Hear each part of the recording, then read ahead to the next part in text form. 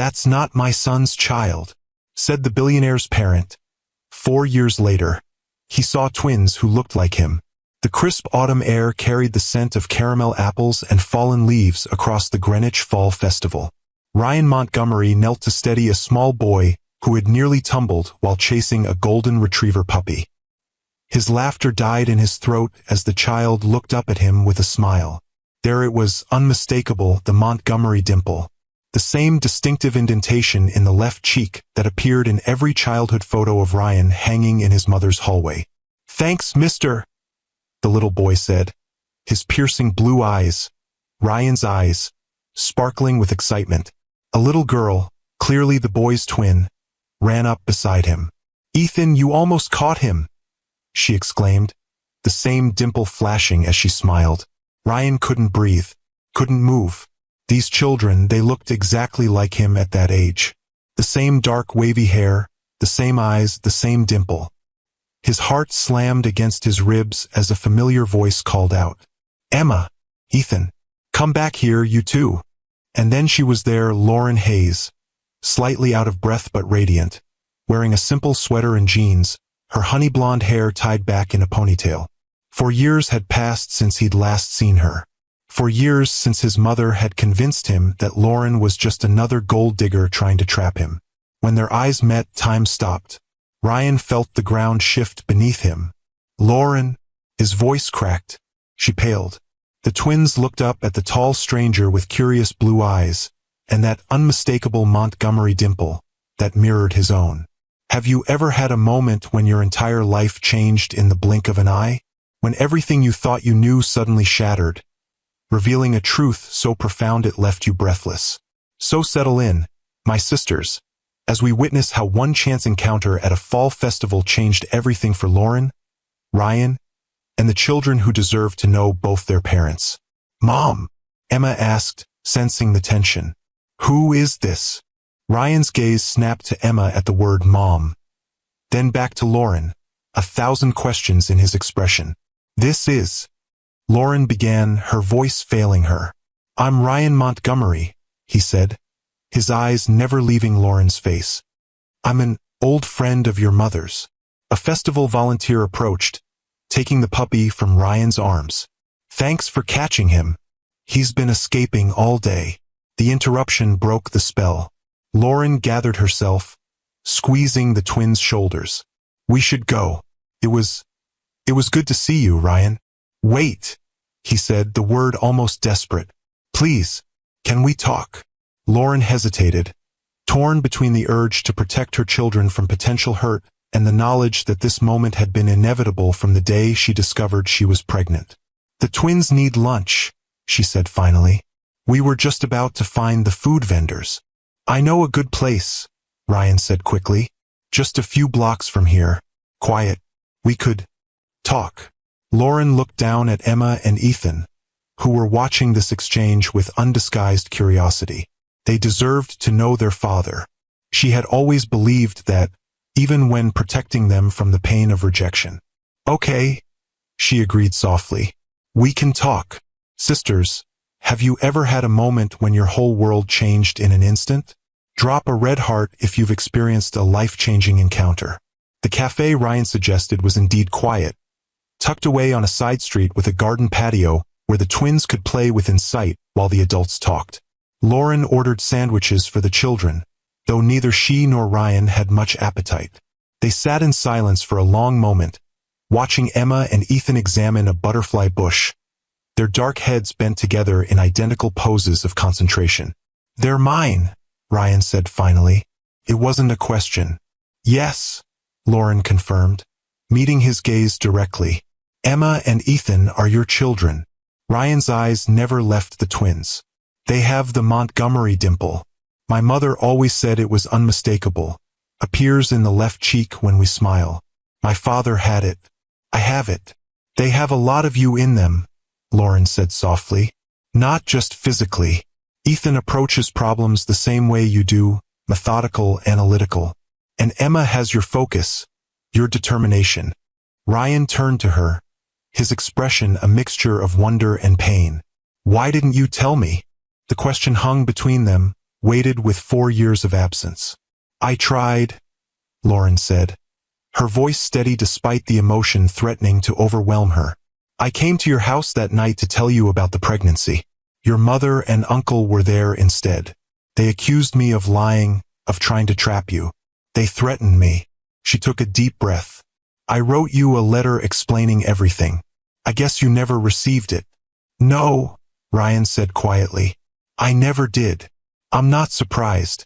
Your mother was very determined to protect you from me. Lauren watched the twins, drawing strength from their presence. When you called me 2 weeks later, your message made it clear you believed I was trying to extort you. After that, I decided it was better to raise the twins on my own than to fight a battle against your family. Ryan closed his eyes briefly, the pieces falling into place. My mother told me you'd admitted to seeing someone else, that the pregnancy claim was just an attempt to get money. I believed her because... He trailed off, ashamed. Because it was easier than believing she would lie to you, Lauren finished for him.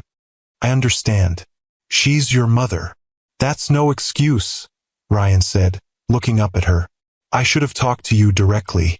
I should have questioned her story. Lauren shrugged slightly. It doesn't matter now. What's done is done. It matters to me, Ryan insisted. And it will matter to Emma and Ethan.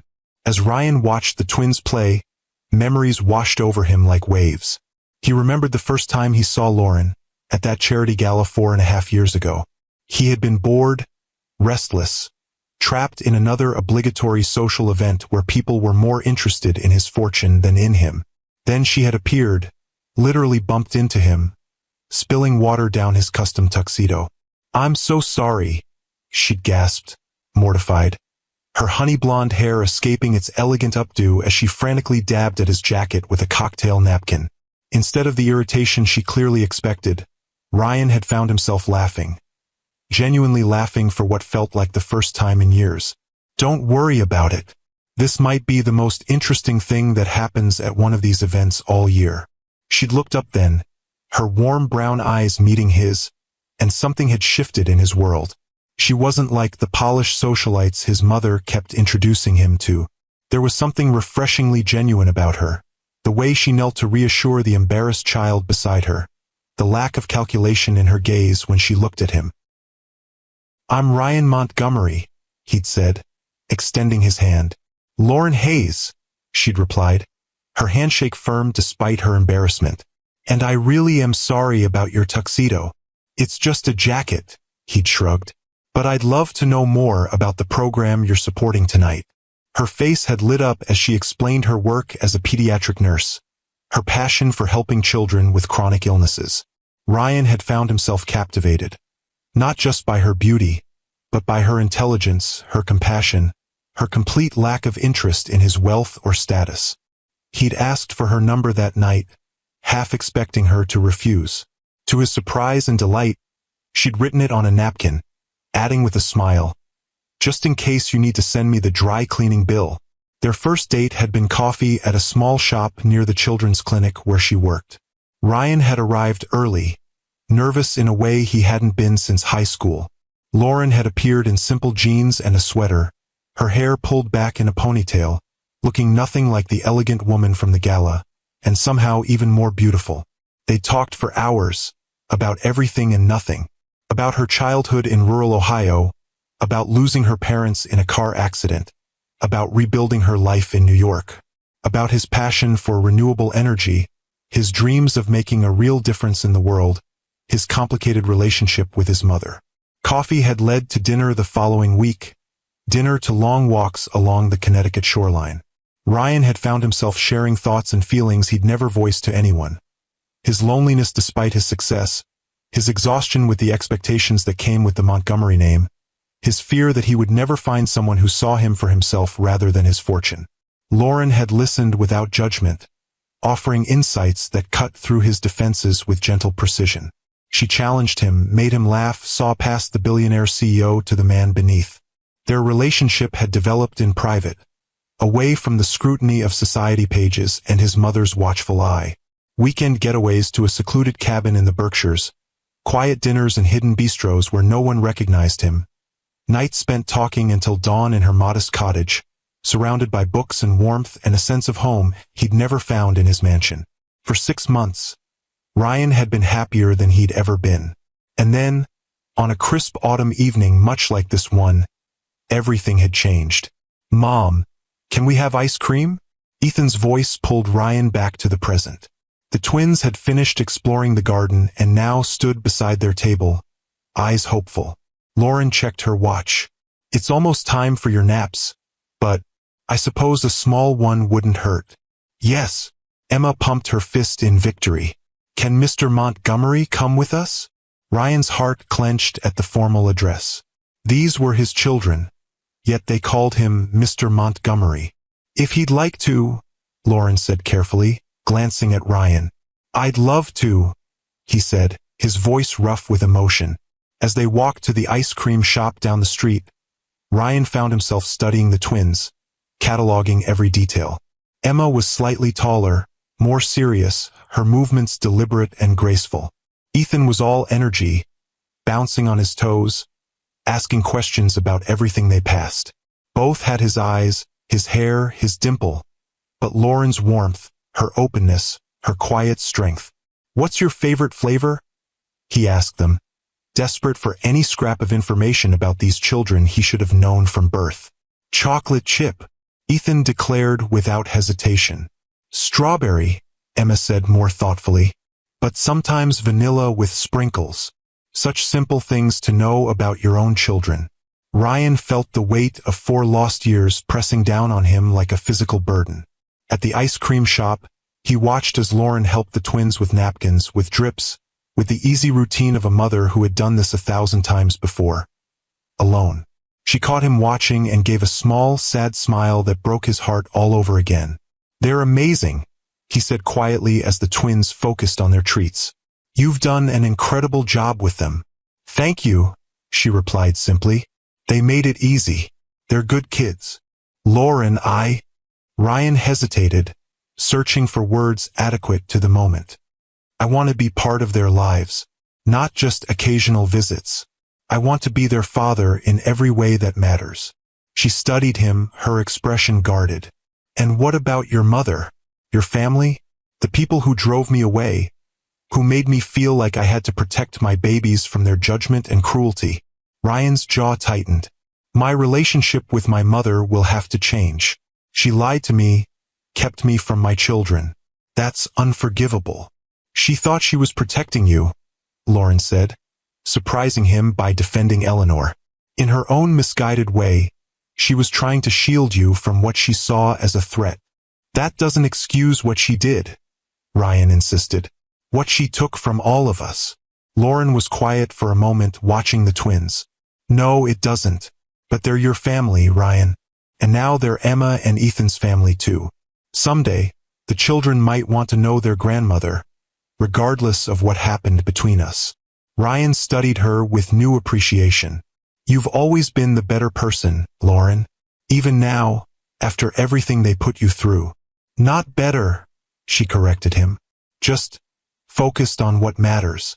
And what matters is that Emma and Ethan have the chance to know their father, if that's what you want."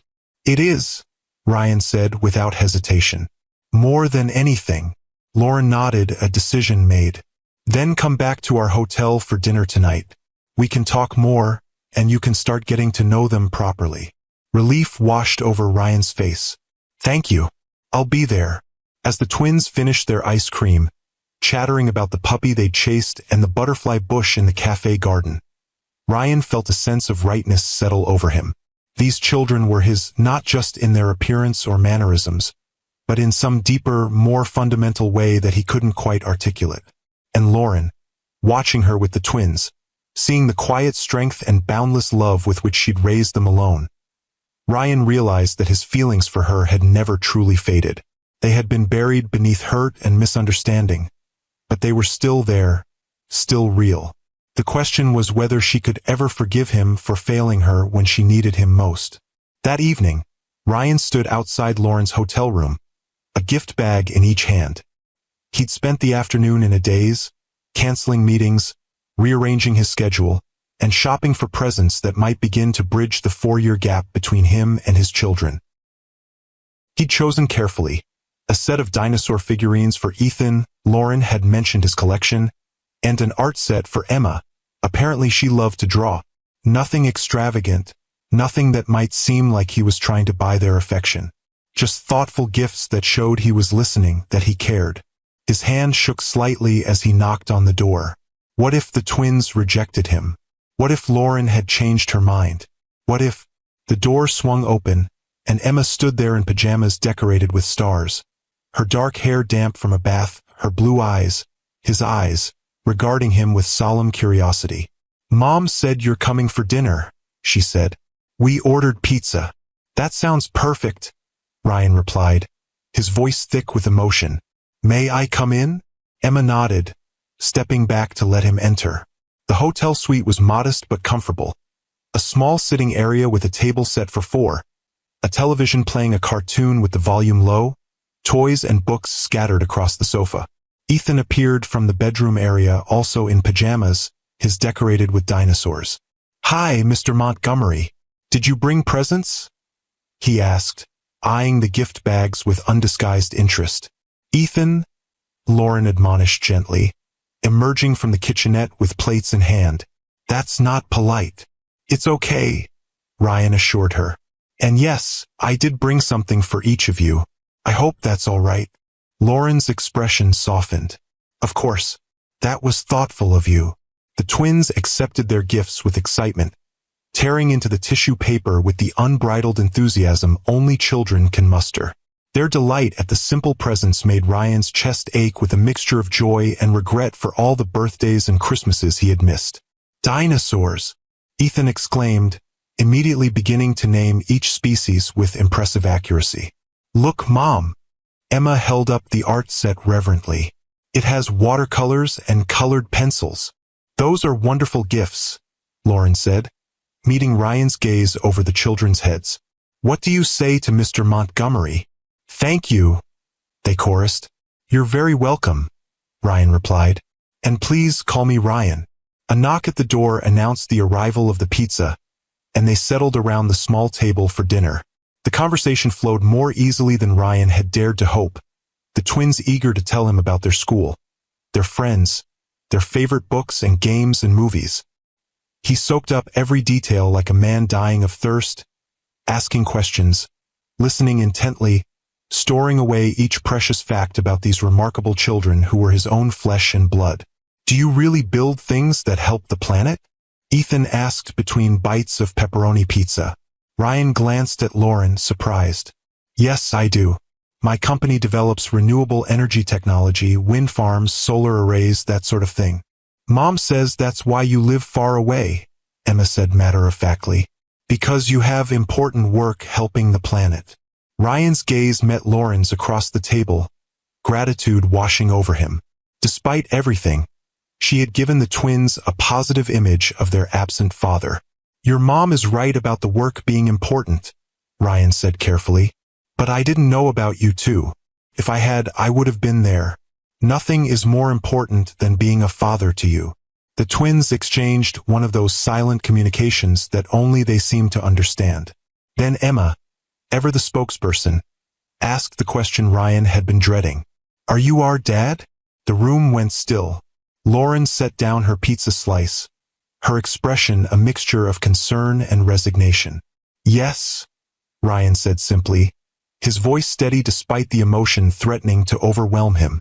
"I am your father." "I knew it," Ethan exclaimed. "You have the same dimple as us. Mom showed us pictures of you, but you look older now." Ryan laughed despite himself. "Yes, I suppose I do. Why didn't you know about us?" Emma pressed, her gaze direct and unflinching, so like his own when confronting a difficult truth. Lauren intervened gently. "Remember what we talked about earlier? Sometimes grown-ups make mistakes and get confused. It wasn't anyone's fault." "But now you know," Ethan said to Ryan, his expression hopeful. "So will you come live with us in Ohio?" The innocent question hung in the air, laden with implications neither child could understand. Ryan looked to Lauren for guidance. "It's not that simple, sweetheart," she explained. "Ryan lives here in Connecticut. He has his company, his home. But he's our dad," Emma insisted with a child's perfect logic. "Dads are supposed to live with their kids." Ryan's heart twisted. "I want to be part of your lives," he said carefully. "I want to know you both, to spend time with you. We'll figure out how to make that work, even if we don't live in the same house." The twins seemed to accept this, though Ethan's lower lip trembled slightly. Ryan fought the urge to promise them everything, anything, to take away that look of disappointment. "How about we finish our pizza?" Lauren suggested. "And then Ryan can read your bedtime story tonight?" The children brightened immediately, and the conversation shifted to a heated debate about which book Ryan should read. As they chattered, Lauren caught his eye and mouthed a silent, "Thank you." For what, Ryan wasn't sure, for not making promises he couldn't keep, perhaps, or for accepting the boundaries she had set. Later, after the pizza was gone and the twins were bathed and in their pajamas, Ryan experienced the profound joy of reading bedtime stories to his children for the first time. They nestled against him on Emma's bed, one on each side, their small bodies warm and trusting as he read about curious monkeys and brave little trains. "Will you come back tomorrow?" Ethan asked sleepily as Ryan tucked him into the other twin bed. "If your mom says it's okay," Ryan answered, smoothing the boy's dark hair, so like his own. "And the next day?" Emma pressed from her bed. "We're only in Connecticut for 2 more days," Lauren reminded them gently from the doorway. "Remember? Then we go back home to Ohio." The reality of the situation hit Ryan anew. They lived in Ohio. He lived in Connecticut. How could he possibly be the father they deserved with hundreds of miles between them? "I'll come tomorrow," he promised, "and we'll talk about what happens after that." "Night, Ryan," Emma murmured, her eyes drifting closed. "Good night, Emma." "Good night, Ethan." Ryan stood in the doorway watching his children sleep for a long moment before quietly closing the door. In the sitting area, Lauren was clearing away the remains of dinner. Ryan moved to help her, the domestic task strangely intimate after the emotional intensity of the evening. "They're amazing," he said quietly. "You've done an incredible job with them, Lauren." "Thank you." She smiled, though it didn't quite reach her eyes. "They make it easy." "What happens now?" Ryan asked, the question that had been burning in his mind all evening. Lauren sighed, setting down the plates she'd been stacking. "I don't know, Ryan. This isn't a situation I ever expected to be in. We live in Ohio. We have a life there, school, friends, my job, my sister's family nearby. I could visit," Ryan suggested, "regularly, and they could come here for holidays, school breaks." "And what about your mother?" Lauren asked, the question gentle but direct. "Eleanor made her feelings about me very clear. I won't subject Emma and Ethan to that kind of rejection." Ryan's expression hardened. "My mother will have to accept this situation, or she won't be part of it. The twins are my children, Lauren. Nothing and no one will keep me from them again, not even Eleanor Montgomery." Lauren studied him, searching for something in his face. Whatever she saw must have reassured her, because she nodded slowly. "We'll figure it out," she said.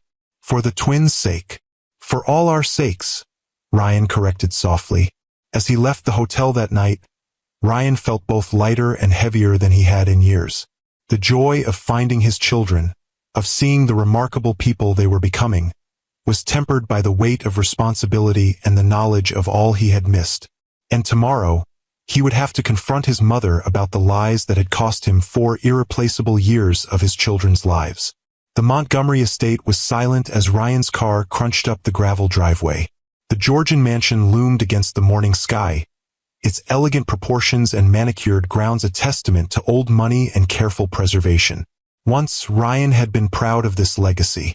Now it felt like a beautiful prison of expectations and appearances. Eleanor was in the conservatory, arranging flowers with the precise attention to detail that characterized everything she did. At 72, she remained a striking figure, silver hair swept into an elegant chignon, posture perfect in her tailored cashmere sweater and pearls. She looked up as Ryan entered, her face lighting with pleasure. "Ryan, what a lovely surprise. I thought you were in meetings all day." "I canceled them," he said, his voice carefully neutral. Something more important came up. Eleanor's hands stilled on the roses she was arranging. "Is everything all right with the company?" "The company is fine." Ryan moved to the window, looking out at the gardens where he had played as a child. "I saw Lauren Hayes yesterday." The silence that followed was absolute. When Ryan turned, his mother's face had gone pale, her fingers white-knuckled around the stem of a rose. "I see," she said finally, her voice remarkably steady. "And how is Miss Hayes?" "She's well," Ryan replied, watching his mother carefully. "She's the head nurse at a children's hospital in Ohio now. She owns her home outright. She's built a good life for herself and her children." Eleanor flinched slightly at the last word. "Her children." "My children, Mother." Ryan's voice hardened. "My 4-year-old twins, Emma and Ethan. They have my eyes, my hair, and the Montgomery dimple. They're mine, and you knew it. You kept them from me." Eleanor set down her flower arrangement with trembling hands. "Ryan, you have to understand." "Understand what?" Ryan demanded, his control slipping. "That you decided I wasn't capable of making my own decisions? That you thought it was better to deprive me of my children than to let me be with someone you didn't approve of?" "I was protecting you," Eleanor burst out. "After what Caroline did to you, after the way she tried to take half your company in the divorce, I couldn't stand by and watch another woman take advantage of you." "Lauren never wanted anything from me," Ryan said, his voice dangerously quiet. "She's raised our children alone for 4 years. She owns her home outright. She's advanced in her career. She never once tried to contact me for money." Eleanor sank into a chair, suddenly looking every one of her 72 years. "I was wrong," she admitted, tears filling her eyes. "I was so afraid she would hurt you the way Caroline did. I acted out of love, Ryan. Misguided, perhaps, but love nonetheless." "And the letter?" Ryan asked. "Lauren said she wrote to me, explaining everything." Eleanor looked away, guilt written across her features. "Richard intercepted it. I was distraught after her visit. He thought it best to handle the situation." "You had no right," Ryan said, his voice shaking with suppressed rage. "No right at all. What will you do now?" Eleanor asked quietly. "I'm going to be a father to my children," Ryan replied. "I'm going to make up for the 4 years I've lost however I can." "And Lauren?" Ryan hesitated. "That's complicated. She has every reason to hate me, to keep me at arm's length. But she's allowing me to know the twins, to be part of their lives. She's a remarkable woman, Mother. If you had given her a chance, you might have seen that." Eleanor dabbed at her eyes with a linen handkerchief. "Will you bring them here? The children? I would like to meet my grandchildren." "That's not my decision to make," Ryan said. "It's Lauren's. And after the way you treated her, I wouldn't blame her if she never wanted them anywhere near you." Eleanor flinched as if he'd struck her. "I understand," she whispered. "But please tell her I'm sorry. Truly sorry." Ryan studied his mother. This proud, formidable woman who had shaped his life in so many ways, for better and worse. For the first time, he saw not the indomitable Eleanor Montgomery, but an aging woman who had made a terrible mistake out of misguided love and fear. "I'll tell her," he said finally, "but it's up to her whether to accept your apology." As he turned to leave, Eleanor called after him. "Ryan, what are they like? The twins?" Ryan paused in the doorway, a small smile touching his lips despite his anger. "They're incredible, Mother. Emma is thoughtful and artistic with a determination that reminds me of you, actually. Ethan is all energy and curiosity, always asking questions, always wanting to understand how things work." His voice softened. "They have the Montgomery dimple. Dad would have loved that." Eleanor's eyes filled with fresh tears. "Yes," she agreed softly. "He would have. My queens, have you ever been judged unfairly by someone who didn't know your heart? Comment below with how you handled it." The next 2 days passed in a whirlwind of emotion and discovery.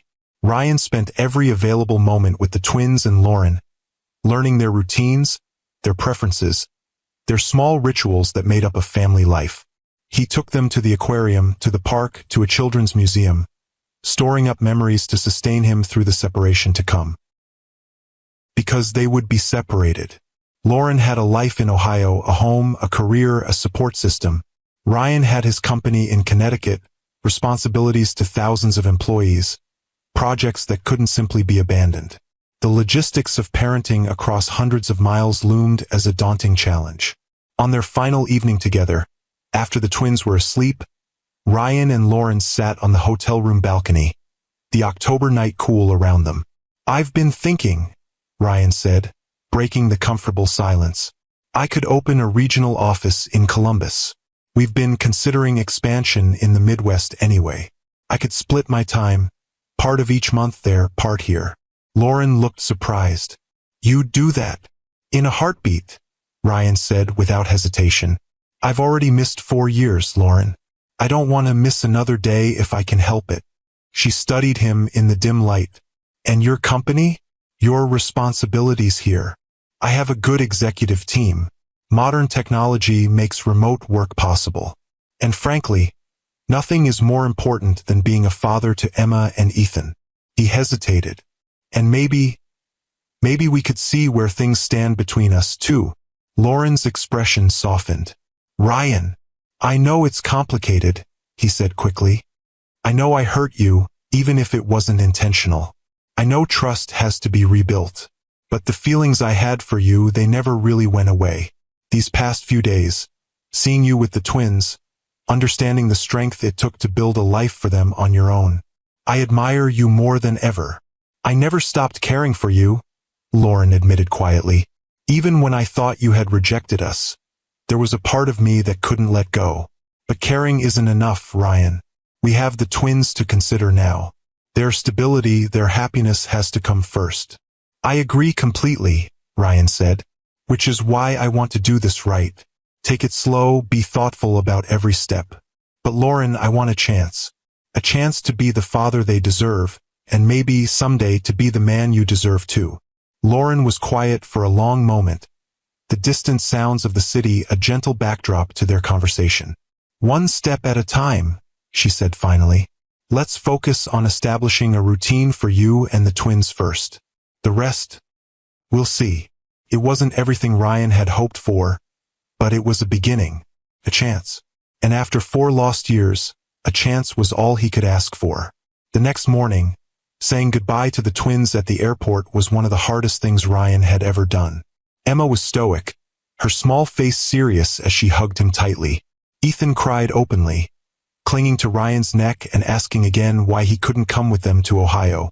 "I'll see you very soon," Ryan promised, his own eyes damp as he knelt to their level. "I'm going to come visit next weekend, and we'll talk on video calls every day until then." "Promise?" Ethan asked, his lower lip trembling. "I promise," Ryan said solemnly. "And a Montgomery always keeps his promises." As he watched them walk through security, Lauren holding their hands, Ryan felt a physical ache in his chest. But there was hope too, hope for the future, for the family they might become. He had a lot of work to do. Finding a place in Columbus, rearranging his professional responsibilities, rebuilding trust with Lauren, and most importantly, becoming the father Emma and Ethan deserved. But for the first time in years, Ryan Montgomery felt truly alive, truly purposeful. His phone buzzed with a text as he walked back to his car. It was from Lauren with a photo attached, the twins at the gate, both giving thumbs up to the camera, their Montgomery dimples on full display. "They're already asking when you'll call tonight. Safe travels to Columbus next weekend. We'll be waiting." Ryan smiled, saving the photo as his new background image. They would make this work. They had to. The alternative was unthinkable. The weeks that followed established a new rhythm to their lives. Ryan flew to Columbus every weekend, renting a furnished apartment near Lauren's cottage, while he looked for a more permanent place. He attended soccer practices, school events, and Sunday dinners with Lauren's sister's family. During the week, he and the twins had video calls every evening, reading bedtime stories, sharing their days, building the bonds that should have been there from birth. Lauren watched this developing relationship with a mixture of joy and caution. Ryan was everything she had hoped he would be as a father, patient, attentive, fully present when he was with the twins. He never arrived without thoughtful little gifts, never made promises he couldn't keep, never tried to buy their affection with extravagance. And with her, he was respectful of the boundaries she had set, never pushing for more than she was ready to give. They were co-parents first, friends second, and anything beyond that remained an unspoken possibility hovering on the horizon.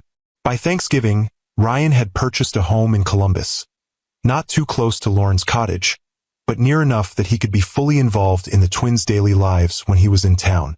He had established a regional office for Montgomery Renewable Energy and restructured his executive team to allow him to split his time between Ohio and Connecticut. The holiday itself presented a delicate challenge. Eleanor had asked, through Ryan, if she might join them. She wanted to meet her grandchildren, to begin making amends for the grievous error that had kept them apart. "It's your decision," Ryan told Lauren as they discussed it over coffee after dropping the twins at school. "I won't pressure you either way." Lauren was quiet for a moment, stirring her latte thoughtfully. "What do you think? Has she genuinely changed?" "I think she's genuinely sorry," Ryan said carefully. "She's been humbled by this whole situation in a way I've never seen before. But I also think she's still Eleanor Montgomery. Strong-willed, opinionated, accustomed to getting her way. If you're not comfortable with her meeting the twins yet, I completely understand." Lauren considered this. "The twins should know their grandmother," she said finally. "Family is important, even complicated family. But I want to meet with her first, alone, before she meets Emma and Ethan." Ryan looked surprised. "You'd do that? Meet with her alone?" "Yes," Lauren said firmly. "If she's going to be part of the twins' lives, she and I need to clear the air. I won't have tension or unspoken resentment affecting Emma and Ethan." Ryan reached across the table, covering her hand with his. "You continue to amaze me, Lauren Hayes." She smiled, a faint blush coloring her cheeks. "I'm just doing what's best for our children." The meeting between Lauren and Eleanor took place the day before Thanksgiving, at Ryan's Columbus home. He had offered to be present, but Lauren had insisted this was something she needed to do alone. Eleanor arrived looking both regal and nervous, an unusual combination for the formidable Montgomery matriarch. She had aged in the months since Ryan's confrontation, the lines in her face deeper, her shoulders slightly less straight. "Ms. Hayes," she said formally, extending her hand. "Thank you for agreeing to see me." "Lauren, please," Lauren replied, accepting the handshake. "And thank you for coming all this way." They settled in Ryan's living room, the atmosphere tense but civil. Eleanor declined coffee or tea, her hands clasped tightly in her lap. "I owe you an apology," she began without preamble. "What I did was unforgivable. I allowed my fear and prejudice to override my judgment, and in doing so, I robbed my son of 4 years with his children. I robbed those children of their father, and I robbed you of the support and partnership you deserved." Lauren studied the older woman, searching for sincerity in her aristocratic features. "Why did you do it? Really? Was it just that I wasn't from the right social circle?" Eleanor sighed, her composure slipping slightly. "Partly, yes. I was raised to believe that certain things mattered: background, education, connections. But it was more than that." She paused, seeming to gather her thoughts. Ryan's ex-wife Caroline was perfect on paper. The right family, the right schools, the right ambitions. And she nearly destroyed him, emotionally and financially. When you appeared, pregnant and from a background so different from ours, all I could see was another threat to my son. "I never wanted Ryan's money," Lauren said quietly. "I just wanted him to know his children." "I understand that now," Eleanor acknowledged. "I've seen the life you've built, the way you've raised Emma and Ethan. You're a remarkable woman, Lauren. Far more worthy of my son than I gave you credit for." The simple admission, delivered without Eleanor's usual imperial manner, touched Lauren more than she had expected. I won't pretend what you did didn't hurt, Lauren said after a moment. It did deeply, but I've learned that holding on to anger only hurts the person holding it. The twins deserve to know their grandmother, if you're willing to be the grandmother they deserve. Eleanor's eyes glistened with unshed tears. I would like that very much, and I promise you, I will never again interfere or pass judgment. I just want a chance to know them, to be part of their lives in whatever way you deem appropriate. Lauren nodded, a decision made. Then you'll join us for Thanksgiving tomorrow, and we'll take it from there one step at a time. When Eleanor met the twins the next day, her composure finally broke. Emma and Ethan, dressed in their holiday best and coached by Lauren to be polite, approached their grandmother with curious eyes and cautious smiles. Hello, Emma said formally, extending her small hand just as Lauren had shown her. I'm Emma Montgomery Hayes. It's nice to meet you. And I'm Ethan, her brother added with less ceremony but equal charm, his Montgomery dimple flashing. Eleanor knelt to their level, something Ryan had never seen his proper mother do in his entire life. Hello, Emma. Hello, Ethan. I'm your grandmother, Eleanor, and I am so very, very happy to meet you both. Her voice broke on the last words, and to everyone's astonishment, the formidable Eleanor Montgomery began to cry. Quiet, dignified tears that nonetheless spoke volumes about her regret and her joy at finally meeting her grandchildren. The twins, unsure how to respond to an emotional adult, looked to Lauren for guidance. She nodded encouragingly, and Emma, always the more empathetic of the two, stepped forward and patted Eleanor's arm. Don't be sad, grandmother. It's Thanksgiving. We're supposed to be happy and eat lots of turkey. Eleanor laughed through her tears, gently touching Emma's cheek. You're absolutely right, my dear. And I am happy, happier than I've been in a very long time. Thanksgiving dinner was a success beyond what any of them had dared to hope. Eleanor charmed the twins with stories of Ryan's childhood, while Lauren's sister Megan and her family provided warmth and laughter. Ryan, watching his mother interact with his children, felt a complex mixture of emotions, lingering anger at what she had done, but also gratitude for her evident desire to make amends. After dinner, as the adults lingered over coffee and the twins played with Megan's children in the next room, Eleanor approached Lauren quietly. You've created a wonderful family, she said, genuine admiration in her voice. Thank you for allowing me to be part of it, despite everything. Lauren smiled, the last of her reservations beginning to fade. Family is family, Eleanor, even when it's complicated. Ryan, overhearing this exchange, felt something shift inside him. A healing beginning, a future opening up that he hadn't dared to imagine. As autumn gave way to winter, the new family rhythm they had established grew stronger. Ryan divided his time between Columbus and Connecticut, though he found himself spending increasingly more time in Ohio. The regional office was thriving, and more importantly, his relationship with the twins was deepening with every visit, every bedtime story, every soccer game and art project. His relationship with Lauren was evolving too, slowly, carefully, but unmistakably. They had begun having dinner together occasionally after the twins were in bed, talking late into the evening about everything and nothing. The connection that had drawn them together initially was still there, perhaps even stronger for the challenges they had overcome. One snowy evening in early December, after the twins were asleep, Ryan and Lauren sat before the fireplace in her cottage, the Christmas tree lights twinkling in the corner. The twins want to know if we're all spending Christmas together, Lauren said, curled up on the sofa with a mug of hot chocolate. They have very specific ideas about how the holiday should go. Ryan smiled, imagining Emma and Ethan's detailed plans. What did you tell them?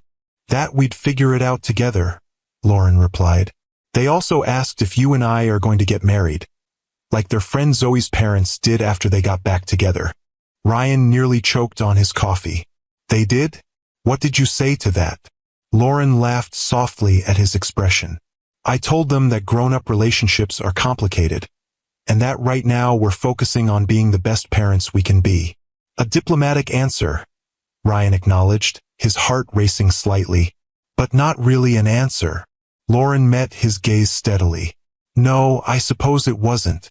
Ryan set down his mug, gathering his courage.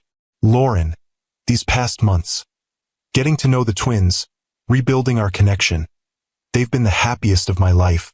I know we agreed to take things slow, to focus on co-parenting first, but I need to be honest with you. About what? She asked softly.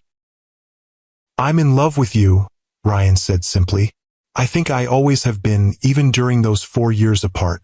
Seeing you with our children, understanding the strength and grace with which you've built a life for them, it's only made me love you more. Lauren's eyes glistened in the firelight. Ryan, I'm not proposing, he clarified quickly. Not yet. I know we still have things to work through, trust to rebuild. But I wanted you to know where I stand, how I feel. Whatever pace you're comfortable with, whatever boundaries you need, I'll respect them. I don't want to pretend anymore that what I feel for you is only about co-parenting. Lauren was quiet for a long moment, the crackling fire the only sound in the room.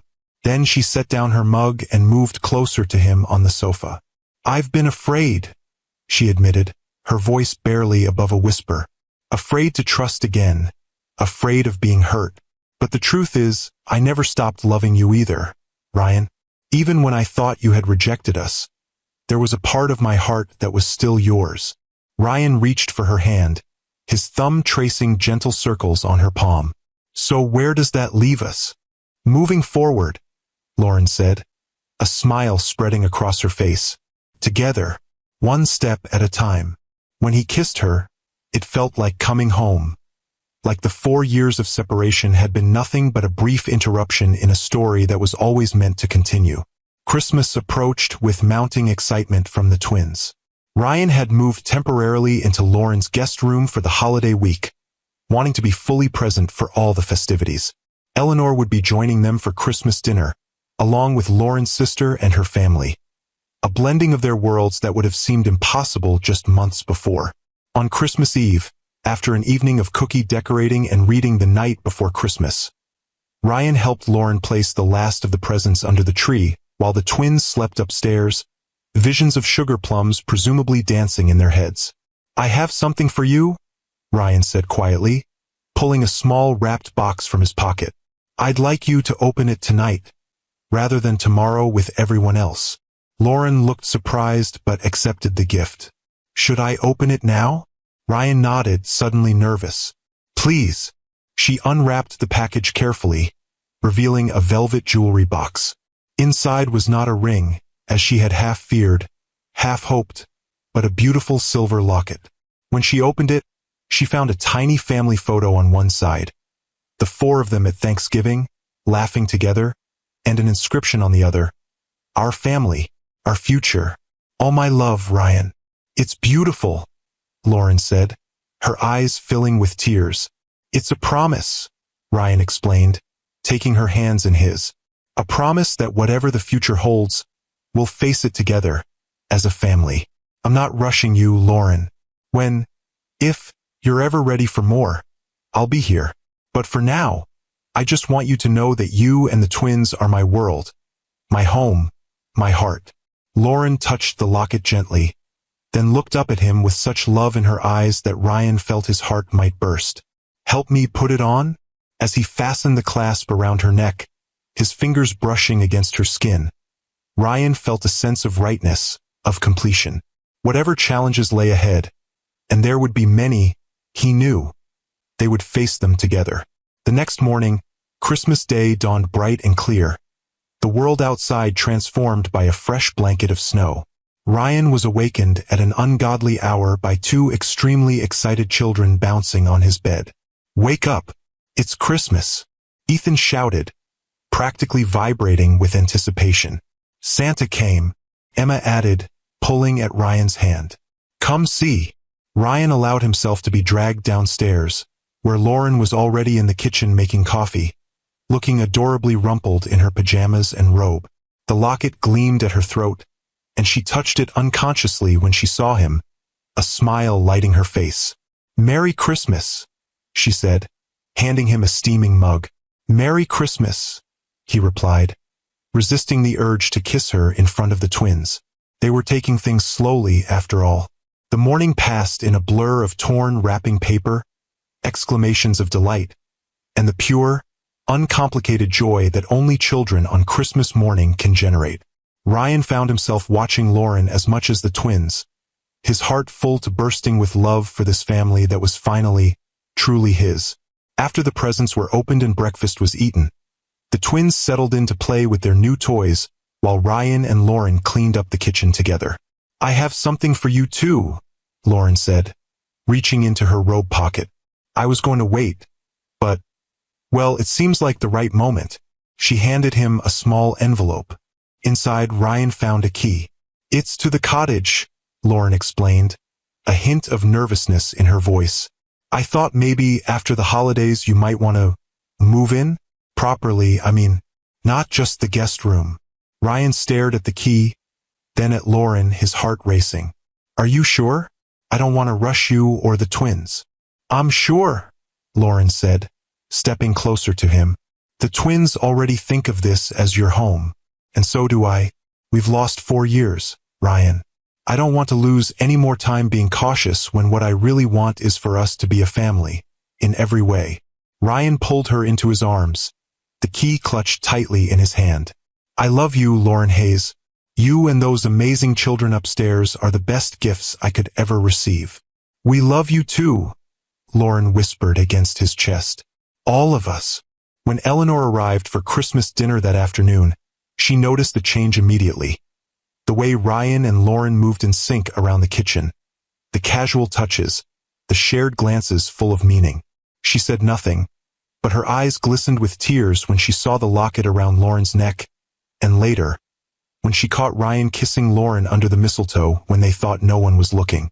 As they gathered around the table, Ryan and Lauren, the twins, Eleanor, Megan and her family. Ryan looked at the faces of the people he loved most in the world and felt a profound sense of gratitude.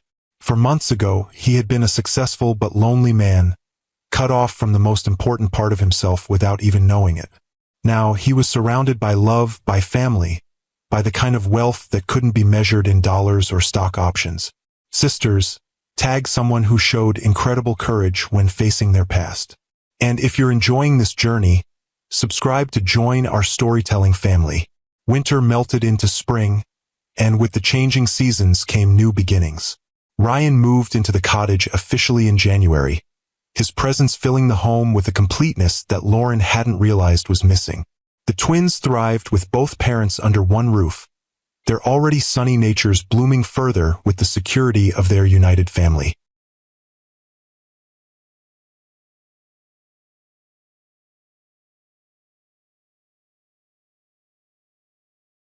Eleanor, true to her word, became a devoted grandmother, visiting regularly but never interfering, learning to appreciate the simple joys of Lauren's modest home and community.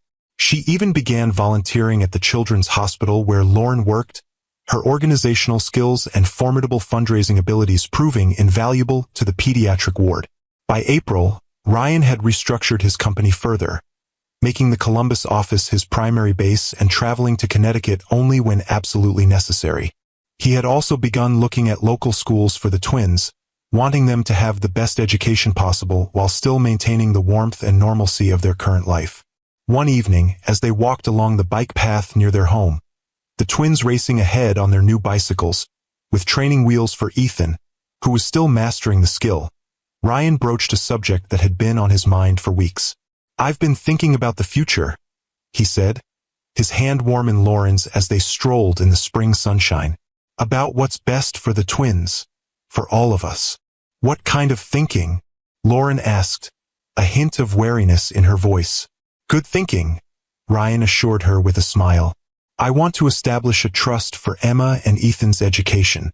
Nothing extravagant, but enough to ensure they can attend any college they choose when the time comes."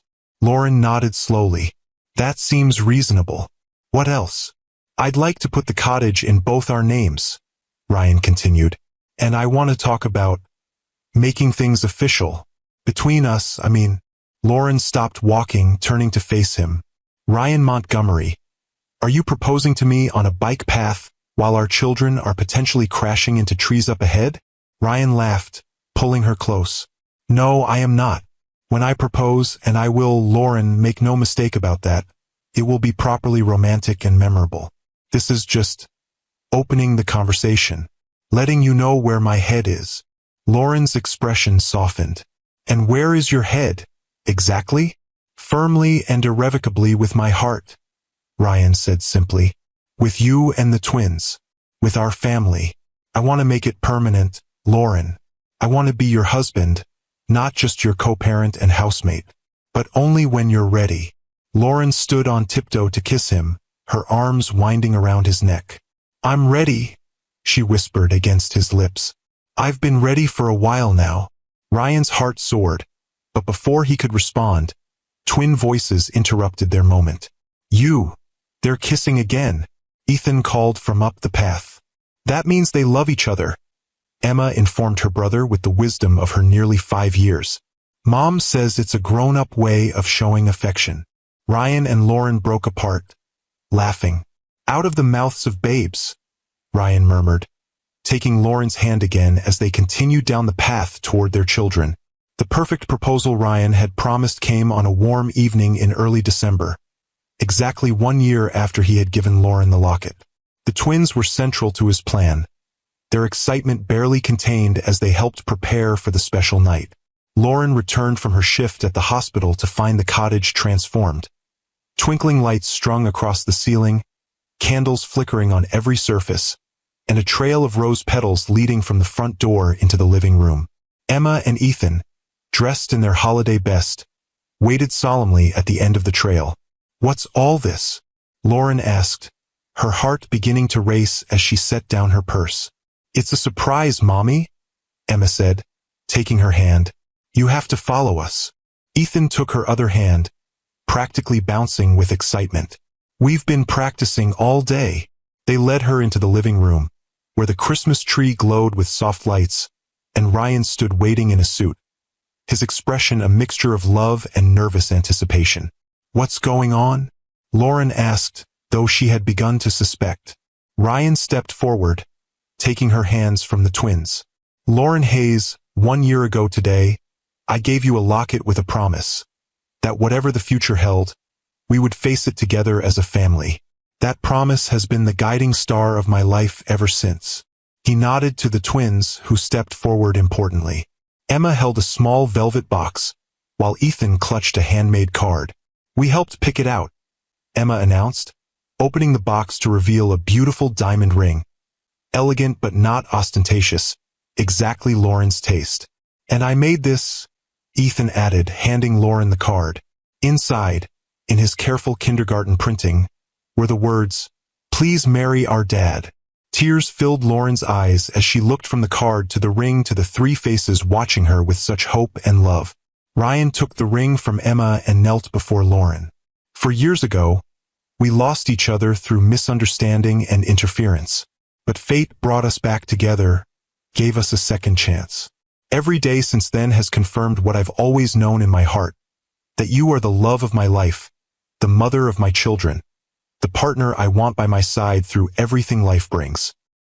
He held up the ring, his voice steady despite the emotion shining in his eyes. Lauren Hayes, will you marry me? Will you make our family complete? Say yes, Mommy, Ethan stage whispered, unable to contain himself. Lauren laughed through her tears, looking at the 3 people who had become her whole world. Yes, she said, her voice breaking with joy.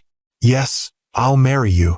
As Ryan slipped the ring onto her finger, the twins erupted in cheers, throwing the rose petals they'd been secretly holding into the air like confetti. Ryan stood and pulled Lauren into his arms, kissing her with all the love and promise of their future together. We're going to be a real family now, Emma declared, hugging them both around the waist. We already were, sweetheart, Lauren said, kneeling to gather both twins into her embrace. The wedding just makes it official. Ryan joined them on the floor, his arms encircling all 3. Your mom is right. We've been a family from the moment I found you at that festival. Some families just take a little longer to find each other. Later that night, after the twins were asleep and the excitement had settled into a warm glow of happiness, Ryan and Lauren sat before the fire, her head on his shoulder, her new ring catching the firelight. "Are you happy?" Ryan asked softly, his fingers tracing patterns on her arm. "Completely," Lauren replied, tilting her face up to his. "Are you?" "More than I ever thought possible," he admitted. "Sometimes I still can't believe how lucky I am, that I found you again, found our children, that we have this second chance." "Not luck," Lauren corrected gently. "Fate, maybe, or just the simple truth that we were always meant to be together, and the universe found a way to make it happen." Ryan kissed her, a kiss full of gratitude and promise. "I love you, Lauren Hayes, soon to be Lauren Montgomery." "I love you too," she whispered against his lips. "Always have, always will." Their wedding took place the following spring, a simple but elegant affair held in the backyard of the home Ryan had bought for them. A spacious house on 3 acres just outside Columbus, with room for the twins to play and grow, yet close enough to Lauren's work and the children's school to maintain their established routines. Emma served as flower girl, taking her duties with utmost seriousness as she scattered rose petals along the garden path. Ethan, as ring bearer, approached his role with equal gravity, the small pillow bearing their rings clutched tightly in his hands.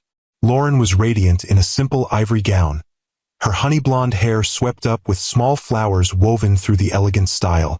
As she walked toward Ryan, who waited beneath an arch of spring blossoms, she felt a sense of rightness, of completion, that brought tears to her eyes. Their vows were personal and heartfelt, speaking not only of their love for each other, but also of the family they had created together. Ryan promised to cherish Lauren every day, to be the partner and father their family deserved, to never again let pride or misunderstanding come between them.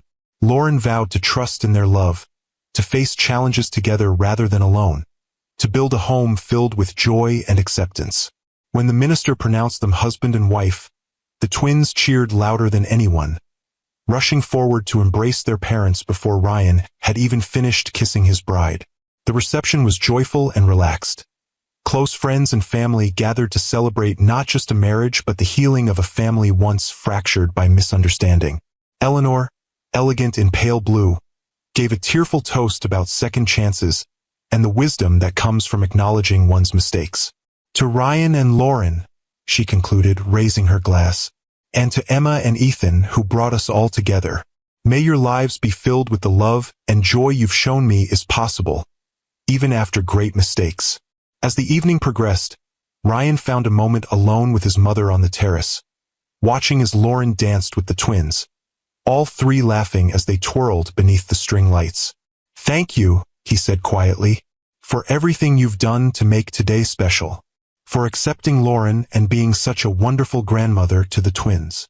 Eleanor's eyes were soft as she watched her grandchildren.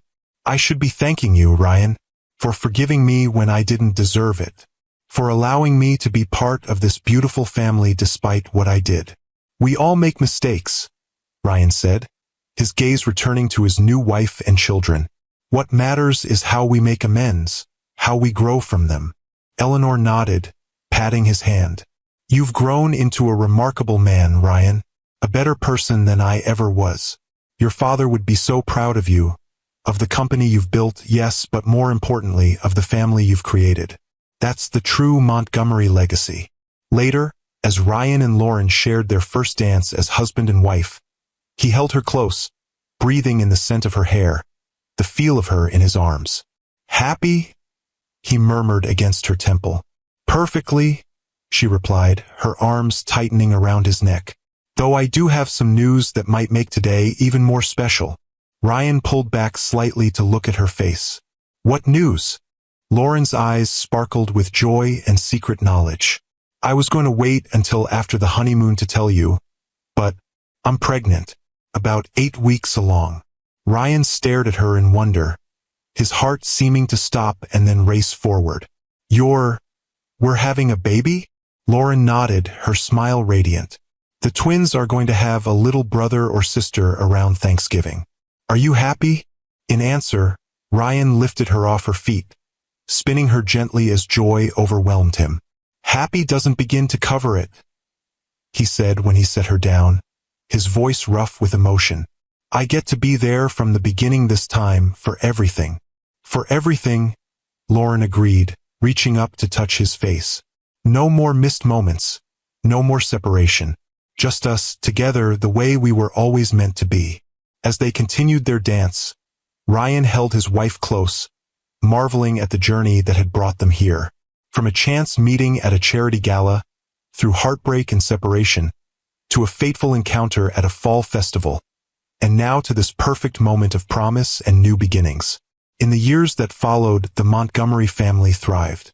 Their daughter, Grace Eleanor Montgomery, was born on a crisp November morning, welcomed with joy by her parents and adored by her older siblings. Ryan scaled back his work commitments to be present for soccer games, school plays, and family vacations to the Grand Canyon and Disney World. Lauren continued her nursing career part-time, finding fulfillment both in her professional work and in the home they had built together. Eleanor became the grandmother who baked apple pies and told stories of Ryan's childhood, making up for lost time with endless hugs and love. She sold her grand estate in Greenwich and moved into a smaller house nearby, proving with actions far louder than words that she was truly sorry for the past and committed to the future of their family.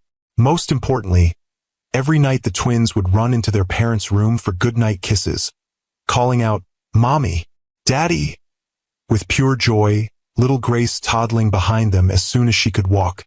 Ryan would pull Lauren close under the covers and whisper, "Thank you for giving me the family I never knew I needed." Lauren would smile and reply, "We found our way back to each other, all of us," because in the end, the greatest legacy wasn't the billions in the bank. It was the voices filling their home with laughter, a marriage built on truth and forgiveness, and the quiet knowledge that love, even after years apart, could create the most beautiful home of all. If this story touched your heart, please like, share, and subscribe for more timeless love tales with Mr. Harrison. What story would you like to hear next?